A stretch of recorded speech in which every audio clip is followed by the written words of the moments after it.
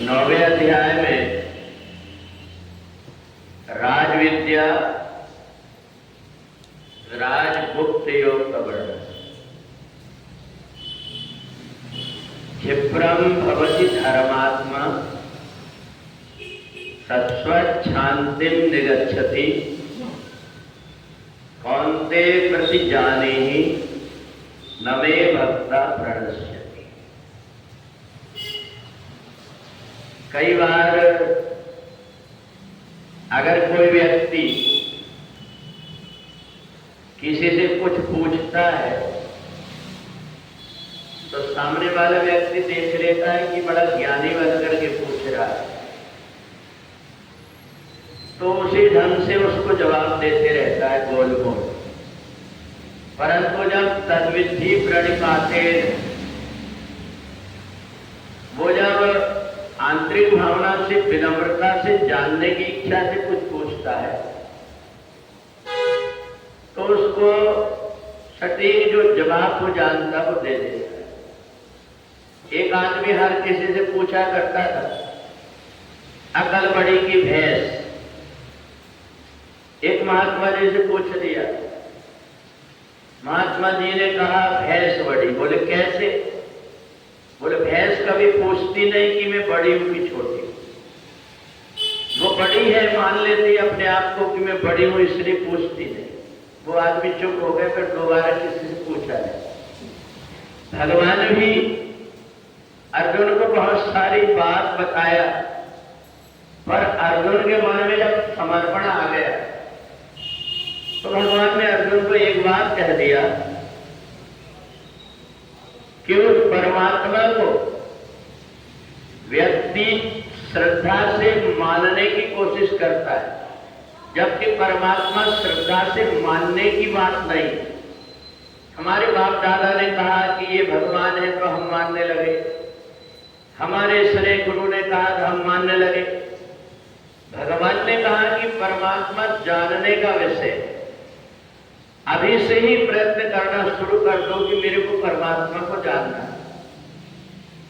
और इस बात को भी भूल जा कि हमने ऐसे अज्ञानी व्यक्ति परमात्मा को कैसे जानेंगे। ये परमात्मा को जानने का काम तो भगवान महावीर जैसे, बुद्ध जैसे का काम है। ये केवल अपने आप को बचाने के लिए। भगवान ने अर्जुन से कहा कि तुम जैसा व्यक्ति संसार में न हुआ है न होगा। तुम इतने महान हो, केवल अपने आप को जानने की कोशिश नहीं की। हम हमेशा जब कभी भी ध्यान में बैठते हैं तो हमारे मन के अंदर बहुत सारी बातें चलने लगती।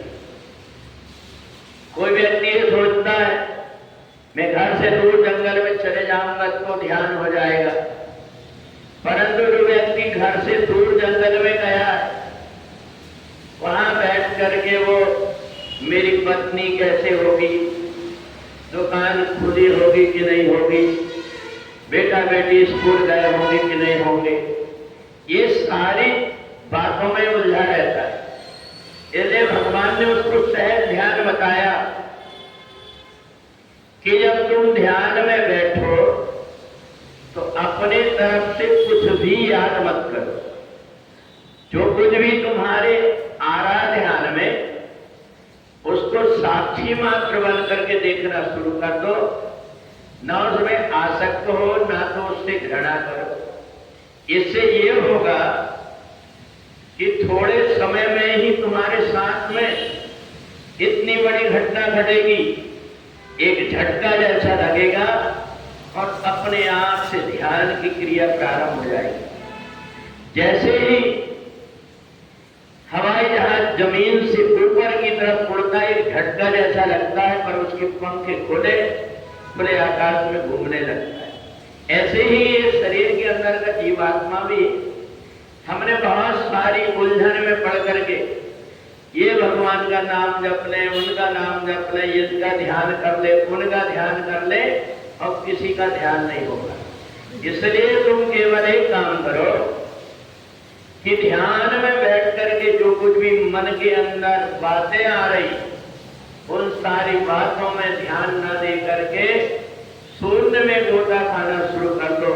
जब ये विचार का आना बंद होगा, अपने आप ये घटना तुम्हारे अंदर घटने लगे। ये मत सोचो कि हमें मरने के बाद में अच्छे पूजन पाठ कर रहे हैं तो हमें स्वर्ग मिलेगा। नहीं, आज ही जो व्यक्ति अच्छे कर्म कर रहा है उसको स्वर्ग में जी रहा है, और जो व्यक्ति बुरे कर्म कर रहा है वो नरक में जी रहा है। अपने सरकारी फाइल नहीं है परमात्मा की, आज फाइल यहां से वहां जाएगी, कल वहां से वहां जाएगी। परमात्मा का तुरंत नियम है, बल्ब की बटन चालू किए और तुरंत बल्ब जल जाता है। ऐसा ही कर्म का सिद्धांत भी है। मरने के बाद में किसी व्यक्ति को स्वर्ग और नरक नहीं जाना पड़ता। आज जो व्यक्ति अच्छे कर्म कर रहा है वो स्वर्ग में जी रहा है, और जो व्यक्ति बुरे कर्म कर रहा है वो नरक में जी रहा है। तो इसलिए जो जीवन की यात्रा ऐसे प्रारंभ करता है, ध्यान में बैठ करके अपने आप को जानने की कोशिश करता है, और जब वो जान लेता है तब समझ में आता है कि मृत्यु और कोई चीज नहीं। एक दाना हमारे हाथ में हो, हमें पता नहीं लगता कि इसमें वृक्ष है कि नहीं है। उस दाना को लेकर के धरती में डालो, उसमें पानी डालो, अपने आप अंकुर निकल करके बता देता है कि पूरा वृक्ष उसमें छिपा हुआ है। ऐसा ही ये जीवात्मा भी है।